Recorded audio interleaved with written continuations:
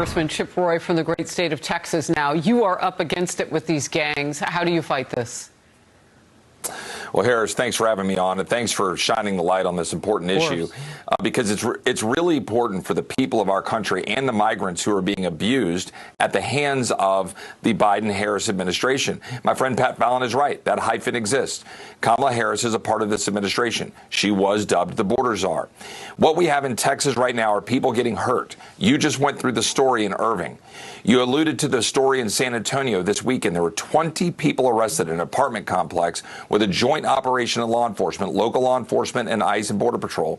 And 4 of those members were tied to the Tren de Aragua gang, TDA, from Venezuela. You have a situation in El Paso, right, where we just had stories coming out where you have migrants who were being forcibly put into effectively forced rape, prostitution rings to pay off the debts for people coming into our country, again, affiliated with TDA. You might remember about a month ago, I flew to Colorado. I went and visited at the site where the apartment complex was in fact taken over by TDA. Now, what's the consistent thread here? This is all a direct result of Kamala Harris, Joe Biden, and Mayorkas's policies. They have been releasing Venezuelans under a program that you're well acquainted with, that Bill Melugin has been reporting about, right? Where they release Venezuelans, they release Cubans, they release Haitians, they release Nicaraguans, and they released 117,000 Venezuelans. We now know tens of thousands of them are criminals with backgrounds that show crime, murder. Now, here's the real exclamation point. You know Jocelyn Nungare, that beautiful 12-year-old girl who was murdered in Houston, Texas. She was murdered by somebody that we can now confirm, 2 individuals, one of whom are confirmed to have been a part of TDA. Her mom, Alexis, is a beautiful 27-year-old woman. And Colin Allred comes on and attacks Ted Cruz for politicizing this because Alexis joined Ted and President Trump to speak out about it. Shame on Colin.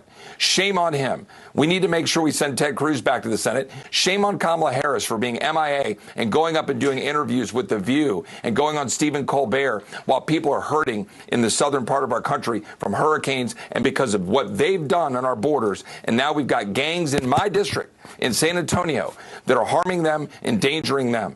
We've got to fight back on November 5th and generally to take our state and our country back. Real quickly, why can't we just deport TDA? Why hasn't that happened?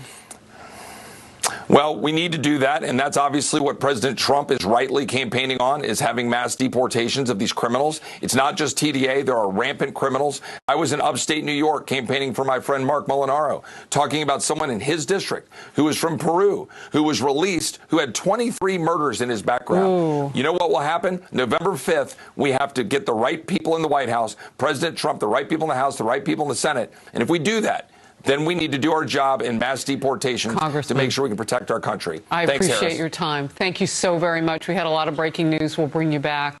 I want to thank everybody.